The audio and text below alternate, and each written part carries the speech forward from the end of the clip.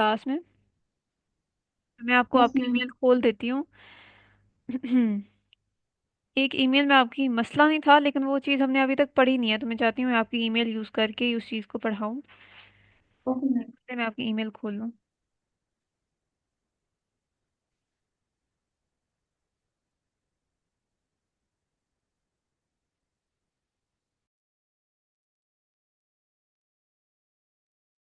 अच्छा, ये थी मरियम की, सॉरी मरियम कह रही हूँ, मानूर की ईमेल।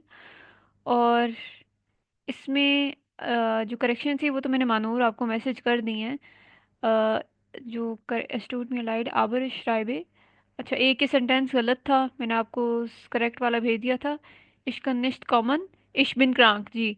ये जो सेंटेंस है, इश्क निश्त कॉमन, इश बिन क्रांक। करेक्शन में मैंने आपको कहा था आप इस तरह करें कि आप ये कॉमा ना डालें, क्योंकि कॉमा इतना यूज़ नहीं होता जर्मन लैंग्वेज में। वो कॉमा जब यूज़ होता है मैं आपको बताऊंगी। इस केस में कॉमा नहीं यूज़ होगा, इस केस में आप फुल स्टॉप डालें, ठीक है। और ये नया सेंटेंस करें स्टार्ट, इश बिन निश्त कॉमन मतलब आई कैन नॉट कम, इश बिन क्रांक आई एम सिक, ठीक है। लेकिन एक फुल स्टॉप से भी बेहतर है कि आप डालें आई can not come because I am sick, ठीक है। तो अब उस बिकॉज को आप कैसे डालेंगे इधर, आप यहाँ पे करेंगी ये एक तो ये कॉमा हटा, ये बिकॉज के लिए कॉमा लगाते हैं, और फिर आप यहाँ डालते हैं एक वर्ड लिखते हैं आप देन, DENN, ठीक है। देन मीन्स बिकॉज, ठीक है। तो आप कहेंगे इश्क का निश्त कॉमन, कॉमा, देन इश बिन क्राम, इसका मतलब है आई can not come because I am sick, ठीक है। I am. Okay yes. Ma'am. तो ये देन बेहतर है आप यूज करें। और बाकी तो मैंने आपको बता दिया था। इस बाकी जी में जी। आपको कंफ्यूजन है कि क्यों गलत है, नो कोशिश मैम, करें। बाकी मुझे समझ आ गई थी, तो फिर मैंने आज की मेल उन मिस्टेक्स को हम्म, देखते हुए लिखी थी। ठीक है, मैं फिर चेक कर लूंगी। मुझे लाजमी जो होमवर्क मेल्स में दूँ ना वो भेजा करें, ताकि मैं आपको चेक करके आपको भेज सकूं आपका फीडबैक। Yes ma'am. और आज हमने करनी है फॉर्मल मेल्स आपकी, जो असल में A1 गोए थे एग्जाम, मानूर आप देंगी A1 गोए थे एग्जाम? मैम मैंने तो नहीं देना, मैंने सिर्फ मेरे हस्बैंड के लिए, उनके लिए हम्म। टाइम नहीं निकलता, तो मैं जी जी जी। आपसे सीख के तो फिर बाद में उनको सारा करवाती हूँ। ओह अच्छा, ओ सो नाइस।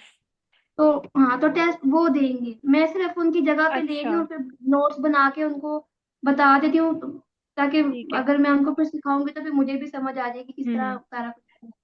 ठीक है ठीक है। इकराम वो आपने टेस्ट एक देना है चीज गोए है। थे?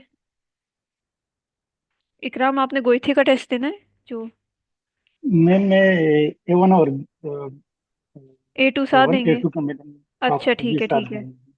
ठीक है। अच्छा। मैम पे सिर्फ एक A1 के लिए मतलब मैं नहीं आ सकता पाकिस्तान, तो सऊदी में मैम यहाँ पे देखा तो फीस का कोई इशू तो नहीं होगा ना, सेम सॉरी, ही स्ट्रक्चर है। क्या मतलब? मतलब अगर मैं यहाँ पे सऊदी में अगर A1 का एग्जाम दे दूँ बीटी का, हम्म। तो यहाँ पे मतलब फीस एक जैसा है मतलब इस तरह पाकिस्तान में मुझे सॉरी, फी। आपकी आवाज सही से समझ नहीं आ रही। आप टाइप कर सकते हैं? मैम मैं यहाँ पे एग्जाम दे सकता हूँ बीटी का सऊदी अरब में? सऊदी अरब में? अच्छा, पाकिस्तान से आप सऊदी आए हुए हैं? जी जी, मैं सऊदी अरब में। अच्छा, दे सकते हैं। वो गोइथे की वेबसाइट पे अगर उनका वो सेंटर है कोई सऊदी अरब में, तो फिर ऑब्वियसली डेफिनेटली दे सकते हैं। गोइथे की ऑफिशियल वेबसाइट पे चल चेक कर लें, क्योंकि मैं अपने लिए चेक करी थी कतर में मैं दे सकती हूँ, तो उनका कतर में दोहा में था एक सेंटर। तो आप दे सकते हैं दूसरी कंट्री में जाके। गोइथे अच्छा की ठीक जो है। वेबसाइट होती है उसमें जाके आप चेक कर लें, वहीं से रजिस्ट्रेशन होती है। और एक मंथ पहले जी। रजिस्ट्रेशन करनी होती है। अगर किसी ने टेस्ट फॉर एग्जांपल देना है कह लें अप्रैल में, तो उन्होंने मार्च में रजिस्ट्रेशन करनी होती है। रजिस्ट्रेशन एक मंथ पहले खुलती है। अच्छा मैम, और ये कितने दिन का एग्जाम होता है, मतलब 2 दिन 3 दिन लगते हैं ये होता है A1 इस तरह? मैंने A1 A2 का साथ ही दिया था, तो मुझे A2 का पता है। A2 का ये होता है कि जी। आपने लेजन, श्राइबन और ह्यूरन एक दिन देना होता है, और एक्सप्रेशन जो स्पीकिंग का होता है वो अगले दिन होता है। तो ये सिर्फ 2 दिन का एग्जाम होता है। अच्छा, और मैम फीस कितना था अपने एग्जाम देने फीस का? पाकिस्तान में तो जी, मैंने दिया था उधर पाकिस्तान। नमल में दिया था 30,000 I think, external thirty student. Thousand yes, Pakistan में नमल, अच्छा। इस्लामाबाद। अच्छा ठीक है। अच्छा, आज हम पढ़ेंगे लेक्चर 22। लेक्चर 22 में हम पढ़ेंगे फॉर्मल ईमेल राइटिंग, जो आप जो गोइथे लोग एग्जाम देंगे उनके लिए बहुत ज़रूरी है जानना कि फॉर्मल ईमेल ज़्यादा आती हैं, A1 A2 दोनों में। जो आपकी ईमेल राइटिंग होती है, उनमें आपको ईमेल जब लिखने को कहते हैं तो ज़्यादातर चांसेस होते हैं 80% कि आपको फॉर्मल ईमेल मिलेगी। अभी तक हम इनफॉर्मल ईमेल करते आए हैं, आज हम फॉर्मल ईमेल देखेंगे।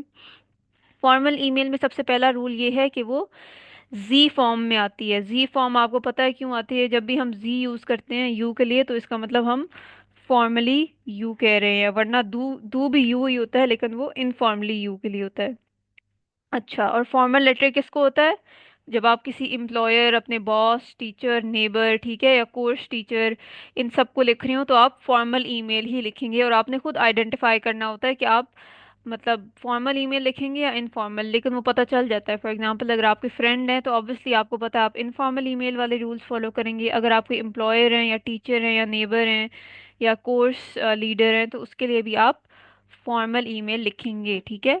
अच्छा, in the case of formal email letter, it is imperative to compose the letter in a formal tone. अब इसका मतलब ये है कि आपने फॉर्मल ईमेल में, फॉर्मल लेटर में फॉर्मल टोन इख्तियार करनी है। उससे क्या मुराद है? when addressing the recipient, utilize formal language by employing terms such as जी। जी का क्या मतलब है? कैपिटल एस वाला जी। यू। यू। ईयर या ईयरे का क्या मतलब है? योर। योर। योर, ठीक, यस, डियर। योर। और ईनन का क्या मतलब है? इसका भी मतलब होता है योर, ठीक है। योर। यस, वो डाटिव में आ जाता है। अभी आप जी और ईयर पे ही देखें, जी means you, you for you formal, and ईयर या ईयरे मीन्स योर फॉर्मल, ठीक है।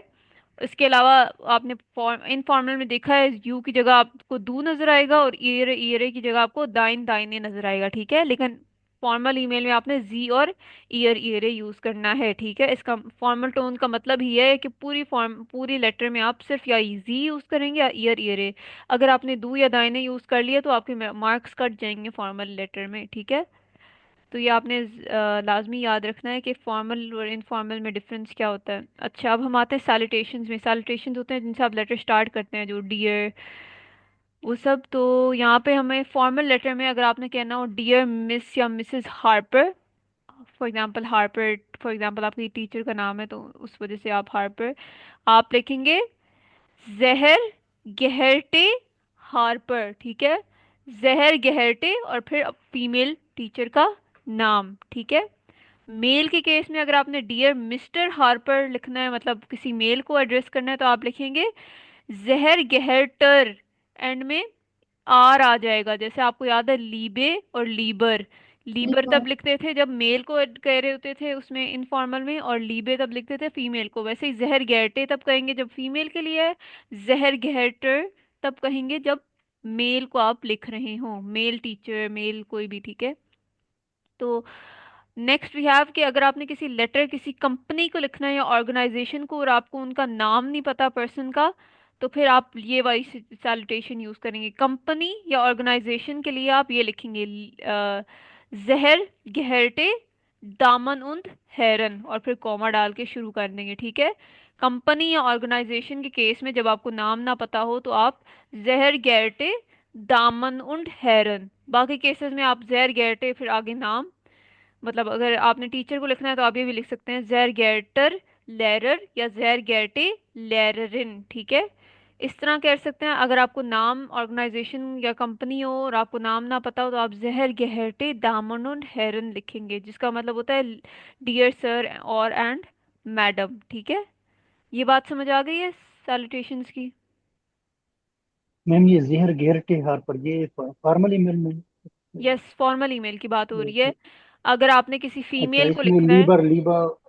नहीं नहीं, अच्छा वो लीबर लीबर सिर्फ इनफॉर्मल में आता है।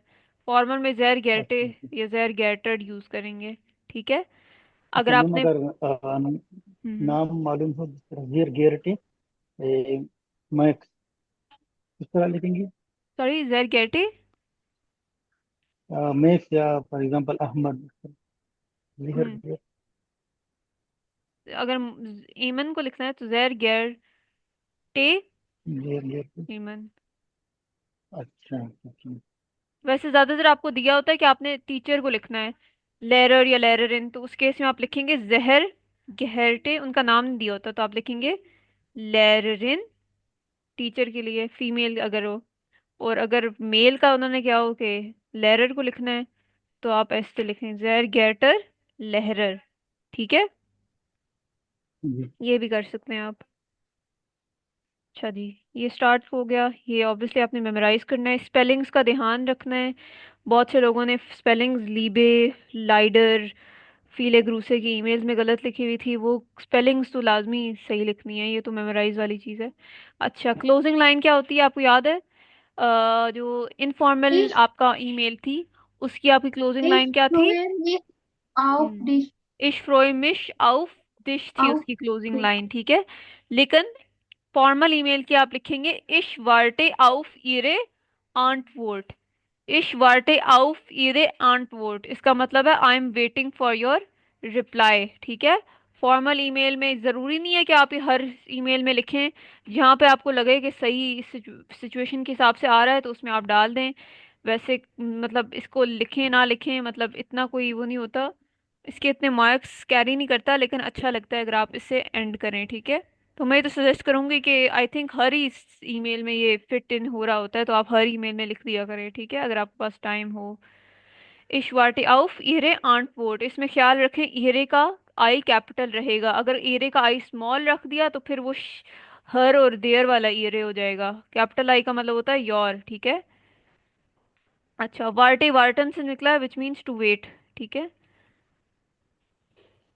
अब जो क्लोजिंग ग्रीटिंग या और सिग्नेचर, आपको पता है इनफॉर्मल ईमेल में क्या था? Viele Grüße, पीले ग्रू से, और फिर आगे आप अपना नाम लिखते थे। अब फॉर्मल ईमेल में आप लिखेंगे मिथ फ्रुएंडलिशन ग्रूसन। याद रखें, एम मिथ का कैपिटल होगा और ग्रूसन का जी कैपिटल होगा। और यहाँ पे आप में से एक ने एस लिखा हुआ था, यहाँ पे ये बी होता है, ये असल में एस नहीं होता, ये बी होता है, ठीक है। तो ग्रूसन बी के साथ ही लिखें, और फिर कॉमा लगा के अपना नीचे नाम लिखना है, ठीक है। मिट फ्रुएंडलिशन ग्रूसन, इसकी स्पेलिंग थोड़ी सी मुश्किल है, लेकिन ये लाजमी आपने ठीक ही लिखनी है। मिट फ्रुएंडलिशन ग्रूसन, और फिर आगे अपना नाम, ठीक है। ये समझ आ गई? स्टार्ट शहर गैरते या शहर गैटर से करना है। लास्ट क्लोजिंग लाइन इश वार्टे आउफ इरे आंटवोट होनी चाहिए। और क्लोजिंग जो ग्रीटिंग सिग्नेचर है वो है मिट फ्रुएंडलिशन ग्रूसन। सॉरी, ये इनफॉर्मल यहाँ लिखा हुआ है, ये है फॉर्मली, मैं आपको करेक्ट करके भेज दूंगी। अच्छा, next we have an email. अब मैं आपको एक ईमेल मैंने लिखी हुई भी है, तीन ईमेल जिसके आंसर में लिखी हुई हैं, आपको तीनों दिखाऊंगी। तो ये है एक ईमेल, फॉर्मल ईमेल की एग्जांपल है। तो हम पहले से पढ़ते हैं, ठीक है, आपके पास 20 मिनट्स होते हैं। श्राइबन जी, श्राइबन जी eine Nachricht an Ihren Kursleiter sagen Sie। श्राइबन जी का क्या मतलब है? Right. Right you you you आ eine are a इन आ Nachricht, message. Nachricht, message. Nachricht means message, मैंने बताया हुआ है। Message. Yes. An Ihren Kursleiter, अन का क्या your मतलब, अन का क्या मतलब हो सकता है, इस सिचुएशन के हिसाब से बता दें। write एट you में। write a message नहीं नहीं, about टू, मतलब, to टू। ठीक है, to to your course your writer is course course leader. teacher course letter और leader. ये मेल लीडर। होता है, ठीक है। अगर फीमेल होता तो कोर्स लाइटरिन होता, ठीक है। कोर्स लाइटरिन इज कोर्स लीडर फीमेल, लेकिन यहाँ पे कोर्स लाइटर है विच इज फॉर मेल। जागन जी मीन्स है। Grüße, यस, से यू, मतलब वो कह रहे हैं ये 3 पॉइंट्स, से यू के बाद वो 3 पॉइंट्स बता रहे हैं। का पॉइंट्स हैं, इन ईरर फैमिली इज डिमांड क्रांक। इन ईरर फैमिली का क्या मतलब है? your family, to in your your family in in your your family family, इस इस डिमांड क्रांक। demand is sick, डिमांड। डिमांड मीन्स समवन, डिमांड क्या है? क्रांक someone. Sick, someone. ठीक है। आपने अपने मैसेज लिखना है अपने कोर्स लीडर को। कोर्स लीडर का मतलब टीचर जैसा ही होता है, कि आपकी फैमिली में पहले कोई सिख है। दूसरा, जिक्योनन निश्त मियर सुम डोइच कोर्स कॉमन, क्या मतलब है? पहले बताएं, जिक्योनन निश्त, You come, you cannot you come, can not, you can not और फिर आगे है मियर सुम। मियर मीन्स मोर, ठीक है, मियर मीन्स मोर। सुम डोइच कोर्स मीन्स जर्मन। टू मैम। To to German course German course course. कॉमन कम कम। कम। तो दूसरा पॉइंट हो गया कि आप you can not come to the German course any more, ठीक है, मोर मतलब अब आप नहीं आ सकते जर्मन कोर्स में। पहला पॉइंट है कि आपने ना बताना है आपकी फैमिली में कोई सिख है। दूसरा पॉइंट है कि आपने बताना है कि आप अब डोइच कोर्स में अब नहीं आ सकते आगे। और डांकन जी देन लेयर फॉर दियन कोर्स, डांकन जी means thank you. Thank. To. Yes, डांकन मीन्स टू थैंक, ठीक है। डांकन जी थैंक यू। देन लेयर means the teacher. The the teacher. Teacher फ्योर देन कोर्स, for the course for the for course, for the ठीक है। कोर्स। For the course. तो ईमेल ये है कि आपने एक मैसेज लिखना है अपने कोर्स लीडर को। मेल है कोर्स लीडर क्योंकि कोर्स लाइटर है। अगर फीमेल होता तो फिर यहाँ पे ऊपर देखें होता कोर्स लाइटरिन, ठीक है, वो होता है फीमेल। तो यहाँ पे मेल है, आपने अपने कोर्स लीडर को मैसेज लिखना है जिसमें आपने 3 पॉइंट्स कवर करनी है। एक है कि आपकी फैमिली में कोई सिक है जिसकी वजह से आप अब जो जर्मन कोर्स में नहीं आ सकते एनी मोर। और फिर लास्ट में आपने उन्हें थैंक करना है कि अब आप कोर्स के लिए, ठीक है। अच्छा जी। अच्छा, ये मैंने पहले आपको कुछ वर्ड्स वैसे आपको आते थे। नाखरिश्त मीन्स न्यूज़ या फिर मैसेज। कोर्स लाइटर मीन्स कोर्स लीडर मेल। जिमांड मीन्स समवन। मियर मीन्स मोर, ठीक है, मियर मीन्स मोर। देयर कोर्स मीन्स द कोर्स, ठीक है, तो द कोर्स। तो यहाँ पे देयर कोर्स, यहाँ पे क्यों देन बना हुआ है? मैम प्योर। अकुजाटिव मैम। अकुजाटिव पता है ना आपको, फ्योर पुअर पब डॉग। पुअर अकुजाटिव यस, प्रीपोजिशन। अकुजाटिव प्रपोजिशन है, इसकी वजह से देयर देन में बन गया है, ठीक है, इस वजह से। वैसे कोर्स का क्या होता है? देयर आर्टिकल होता है, मैस्कुलिन। अच्छा जी, ये एक ईमेल मेरी लास्ट बैच में एक बच्चे ने लिखी थी, तो हम इसको पहले देख लेते हैं। ये 10 आउट ऑफ 10 वाली ईमेल है। स्टार्ट आपने क्या किया है? जहर गेर्टर लेरर। जहर गेर्टर लेरर। गेर्टर क्यों लिखा है? क्योंकि आपको पता है मेल है, तो आर आएगा। लेरर भी लिख सकते हैं आप, और ये भी लिख सकते हैं कुर्स लाइटर, ठीक है, जो ऊपर आपको कुर्स लाइटर लिखा हुआ था ना, वो भी लिख सकते हैं, और लेरर मैम भी लिख। देयर यस। देयर गेट mean dear. Yes, miss. Dear के लिए यूज होता है, मतलब रिस्पेक्टेड टीचर। अच्छा, दोनों वर्ड्स मैम, देयर यस। एंड गेट दोनों। यस, देयर गेटर मतलब dear okay ma'am. Teacher, respected teacher, starting जैसे यस मैम। फॉर्मल लेटर की। फिर आपको पता है आप शुरू में ही किससे स्टार्ट करते हैं? कैप स्मॉल लेटर से स्टार्ट करते हैं। स्मॉल। लोअर के यस, स्मॉल लोअर के। लेटर से, लोअर केस। पहला सेंटेंस सिर्फ। और पहला सेंटेंस हमेशा फॉर्मल ईमेल का ये होगा, हमेशा। हमेशा आपने स्टार्ट इस लाइन से करना है। इश श्राइबे डीजे ईमेल, ठीक है, फिर कॉमा डाल के, ठीक है। इश श्राइबे डीजे ईमेल मीन्स आई राइट, डीजे means this, I write this email, ठीक है। इश का हमेशा छोटा होगा, आपको पता है, आई, क्योंकि स्टार्ट ही हम लोअर केस से करते हैं। फिर कॉमा डाल के, आपको पता है देन की वजह से पहले कॉमा आना चाहिए। देन से पहले जब भी देन यूज करें उससे पहले कॉमा लगाना है। देन मीन्स बिकॉज, बिकॉज, देन मीन्स बिकॉज। लाइडर कन इश देन कोर्स निश्त बेजुखन, ठीक है। अब लाइडर, लाइडर means leader. Unfortunately. Unfortunately, teacher. अच्छा। अनफॉर्चुनेटली लो लेरर होता है टीचर। इश्कन देन कोर्स, देन डोइच कोर्स क्या मतलब है? इश कन इश देन डोइच कोर्स। I can. Can I I can not, कन डू निश्त इट। है ना, can not the German course बेजूखन। बेजूखन का मतलब होता है टू विजिट भी होता है और अटेंड भी होता है। इस केस में अटेंड के लिए यूज हो रहा है, ठीक है। मैं एक मिनट बेजूखन पर लिख लेती हूँ, इसका मतलब होता है टू विजिट या फिर टू अटेंड। अच्छा तो इसका मतलब है I write this email because unfortunately I can not attend the German course. तो आपने आपने जो सेकंड पॉइंट है कि आप अब अटेंड नहीं कर सकते, वो आपने इधर कवर कर दिया है। देखिए सेकंड पॉइंट उधर क्या था, मैम अगर इस तरह, जी, यू कैन नॉट। अगर कन इश की जगह इश खन अगर लिखते हैं तो वो मैं आपको बताती हूँ, सेंटेंस को। लाइडर की वजह से आया है कानिश, वो मैं आपको बताती हूँ जी। क्यों हुआ है। जी क्यों ना जी। निश्त मियर सुम डोइच कोर्स कॉमन, ये हमने बता दिया है कि आप नहीं आ सकते, यही आपने स्टार्ट में ही बता दिया कि आप नहीं आ सकते। तो आप ऐसे कर सकते हैं कि आप सेकंड पॉइंट पहले आप लिख सकते हैं ईमेल में। ये नहीं होता कि पहला ही पॉइंट आपने पहले ही लिखना है कि पहले कोई बीमार है।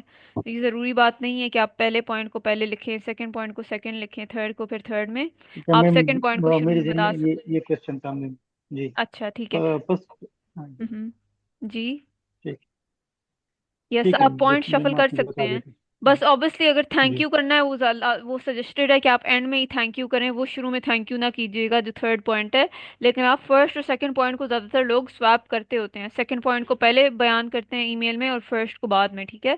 अब मैं बताती हूँ जो जी। आप कह रहे थे लाइडर कन इश क्यों है, लाइडर इश कन क्यों नहीं है, ठीक है। अब जो लाइडर आपका है, lidar means unfortunately. Unfortunately. Unfortunately. Yes. अब लाइडर जो होता है ना, वो एक ऐसी चीज है जिसके बाद आप अगर अनफॉर्चुनेटली आई एम सिक अगर लिखना, अनफॉर्चुनेटली आई एम सिक हम ऐसे लिखते हैं ना, अनफॉर्चुनेटली इश बिन क्रांक, ऐसे लिखते हैं हाँ। ना वैसे। यस। लेकिन लाइडर एक ऐसी चीज है जिसमें आप पहले वर्ब लिखते हैं, फिर सब्जेक्ट, फिर बाकी सब कुछ, ठीक है। तो इसमें वो सिचुएशन बदल जी। जाती है, वर्ब पहले आ जाता है। जब भी आप लाइडर लिखें आपका वर्ब पहले आ जाएगा, सब्जेक्ट बाद में चला जाएगा। यही थोड़ी इकराम की ईमेल में भी ये इशू था, उन्होंने लाइडर जब यूज किया था उन्होंने हाँ, जैसे बहुत इश इशू। बिन क्रांक लिखा था। असल में होता है लाइडर बिन इश क्रांक, ठीक है। वर्ब और सब्जेक्ट अपनी पोजीशन चेंज कर देते हैं जब लाइडर यूज करें, ठीक है। लेकिन जब यहाँ पे जी। मोडाल वर्ब के केस में, जैसे यहाँ पे मोडाल वर्ब यूज हुआ हुआ है, यहाँ मोडाल वर्ब के केस में मोडाल वर्ब और सब्जेक्ट अपनी जगह चेंज कर देंगे। यहाँ पे लिखा हुआ है लाइडर इश्कन निश्त देन कुर्स बेजुफन, फॉर एग्जाम्पल ये अगर लिखा हुआ हो unfortunately I can not attend the course, ठीक है। इसकी जगह आपने, ये गलत है, जो सही वाला है वो है लाइडर कन इश, ठीक है। इस केस में आपका जो मोडाल वर्ब है वो अपनी सब्जेक्ट के साथ पोजीशन रिप्लेस कर देगा, ठीक है, क्योंकि वर्ब तो वैसे ही एंड में होता है मोडाल वर्ब के केस में। तो हमेशा या तो मोडाल वर्ब सब्जेक्ट बदल जाएंगे, अगर मोडाल वर्ब नहीं है तो फिर वर्ब और सब्जेक्ट अपनी जगह बदल देंगे, वर्ब सब्जेक्ट से पहले आ जाएगा अगर लाइडर आप यूज कर रहे हो, ठीक है। और लाइडर यूज किया करें, बहुत अच्छा वर्ड है, आपके पॉइंट्स बढ़ेंगे। देन अच्छा मैम, लाइडर, मैंने यस। लाइडर जो वर्ड है वो गलत लिखा था। अगर एक लफ्ज भी गलत हो तो मतलब वो यस आपने जो क्लास लिखा था करते आप, हैं। यस आपने अच्छा। स्पेलिंग गलत लिखी थी, उसकी वजह से जो आपने लिखा था उसका मतलब था सॉन्ग, आपने शायद एल सॉन्ग। आई ई डी ई आर लिखा था, एल एल ई आई आई ई होता डी। है, ठीक है। तो जो इकराम ने असल में लिखा था ना अपनी ईमेल में, उन्होंने LIEDER जिसका मतलब होता है म्यूजिक या सॉन्ग, तो एक भी आप चेंज करें तो वो पूरी ये बदल जाती है। तो लाइडर का मतलब होता है अनफॉर्चुनेटली, ऊपर वाले का मतलब सॉन्ग वो होता है। तो स्पेलिंग्स पे लाजमी कोशिश करें कि आप स्पेलिंग बेहतर करती रहें अपने साथ साथ। अच्छा, पहले हो गया ich schreibe diese E-Mail, I write this email, then leider kann ich den Deutschkurs nicht besuchen, because I can unfortunately I cannot attend the German course। ये आपका सेकंड पॉइंट यहाँ पे कंप्लीट हो गया है, ठीक है। mein Bruder ist krank, mein Bruder ist krank, my आपने पहले बताना था कि आपकी फैमिली, पहला पॉइंट क्या था, क्या था पहला पॉइंट, कि आपकी आपकी फैमिली में से फैमिली में कोई। कोई सिक है। अब हम वो पहला पॉइंट कवर कर रहे हैं, दूसरा तो हमने कवर कर लिया है। तो ये पहला पॉइंट कवर कर रहे हैं कि माइन ब्रूदर इज क्रांक, ठीक है। माई ब्रूदर इज क्रांक means, my my brother brother is is sick. Sick. Yes my brother is सिक।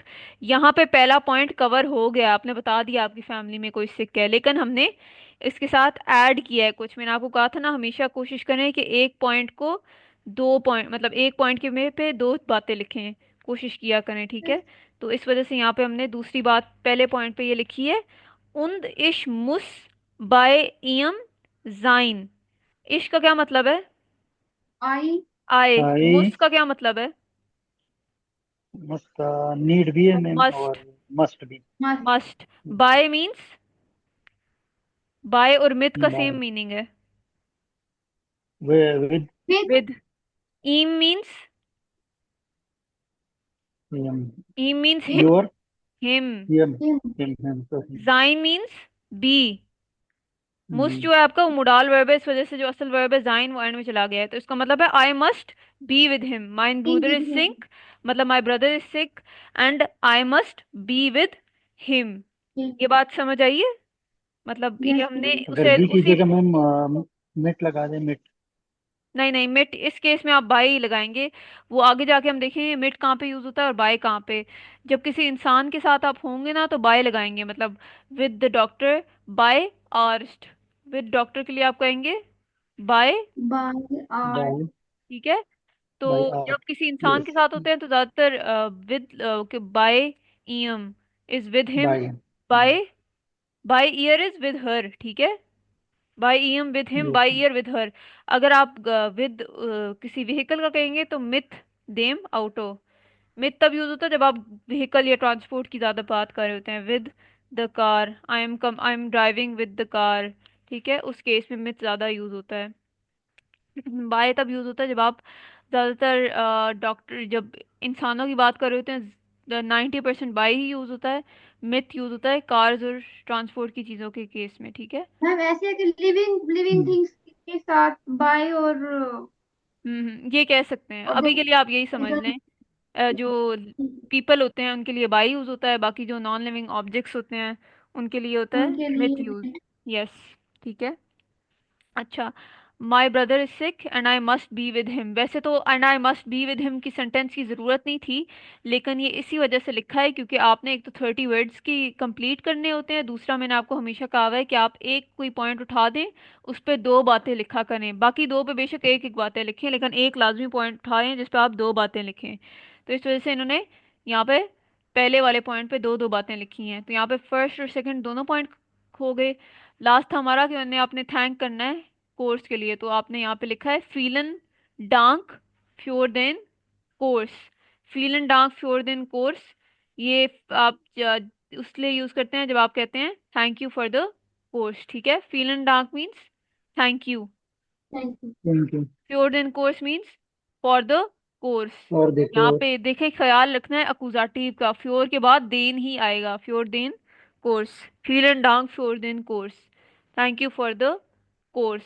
और ये फीलन डांग काफी बार यूज होता है, कभी बार आपको इनविटेशन आई होती है बर्थडे की, तो एंड में वो कहते हैं कि थैंक करें आप इनविटेशन की, तो उस केस में आप क्या लिखेंगे? इनविटेशन को क्या कहते हैं? आइन लाडूम। आइन लाडुंग, आइन ठीक है। लाडूम। और उसका दी होता है आर्टिकल, तो उस केस में आप लिखेंगे फीलन डांग फ्योर दी आइन ला आइन डुंग। लाडूम। यस, तो ये फीलन डांग काफी बार यूज भी होता है। एंड में आप करेंगे, एंड में आप लिख सकते हैं यहाँ पे इशवार्टे आउफ येरे आंटवोट, लेकिन मुझे नहीं लगता इस केस में उसकी इतनी ज़रूरत है। I wait for your answer, मतलब लेरर से आपने इतना कुछ, वैसे आप लिख सकते हैं, इतना मसला नहीं है। एंड में फिर आपने लिखना है mid fluent listen ग्रूसन, G capital होना चाहिए और एम भी कैपिटल होना चाहिए। फिर एंड में अपना नाम लिखना है, ठीक है। ये समझ आ गई है इस ईमेल? मैम जी जी। सिर्फ पैराग्राफ जो ये ग्रीटिंग्स और क्लोजिंग लाइन को छोड़ के 30 वर्ड्स लिखना यस जरूरी है कि यस, ये जो ये चीज होते हैं, ये 30 वर्ड्स आपके होने चाहिए इसके। ये शुरू वाली चीजें हटा के, कभी कभार वो आपको वो लास्ट लाइन भी नहीं गिनते, वो जो आपकी क्लोजिंग लाइन होती है इशवाटे ऑफ ईरे आंटवोट, ये डिपेंड करता है एग्जामिनर गिने ना गिने, तो उसको भी हटा के आप कोशिश करें 30 वर्ड्स लिखें, ठीक है। अच्छा, ये होगी पहले ईमेल। आपको ईमेल के मैं अगर सजेशन दूं तो आप पहले तो कोशिश किया करें ईमेल में एक चेकलिस्ट बनाएं। पहला आपने कोशिश करनी है मोडाल वर्ब एक लाजमी यूज करना है, वन मिनिमम। ऑब्वियसली टू भी कर सकते हैं, थ्री भी कर सकते हैं, लेकिन एक मिनिमम लाजमी यूज करना है। फॉर एग्जांपल यहाँ पे कन यूज किया हुआ है इन्होंने, ठीक है। मुस भी यूज किया हुआ है, आप म्यूशतन भी यूज कर सकते हैं, ठीक है। तो ये एक लाजमी यूज करना है। दूसरा आपने क्या करना है, देन लाजमी यूज करना है। कोशिश करें देन वाला वर्ड शुरू में या आखिर में बीच में कहीं भी या लाजमी यूज करें। फॉर्मल ईमेल में ज्यादातर शुरू में यूज होगा, इशराबी डीजी ईमेल के बाद। इनफॉर्मल में आप बीच में यूज कर सकते हैं, जैसे मानूर ने कहा था आई can not come because I am sick, वो इनफॉर्मल ईमेल में सेकंड सेंटेंस था, तो उस केस में देन यूज कर सकते हैं बीच में कहीं इनफॉर्मल में। थर्ड आपने कोशिश करनी है, थर्ड में कह रही थी कि आपने एक पॉइंट एक्स्ट्रा पे दो सेंटेंसेस लाजमी लिखने हैं, ठीक है। एक पॉइंट पे दो सेंटेंसेस लाजमी लिखने हैं, बाकी पॉइंट्स पे आप एक एक लिखें। जो भी आपको सही पॉइंट लगता है जिस पे आप दो सेंटेंसेस लिख सकते हैं, उस पे आपने लाजमी दो लिखने हैं, बाकियों पे एक एक ही लिखना है। ठीक है, ये कोशिश करनी है, ये चेकलिस्ट आप पूरी करें। और फोर्थ, ऑब्वियसली आपने अपनी टोन चेक करनी है। अगर इनफॉर्मल टोन है तो फिर जी और ईयर ही यूज़ करनी है, ईयर। और अगर फॉर्मल टोन है तो जी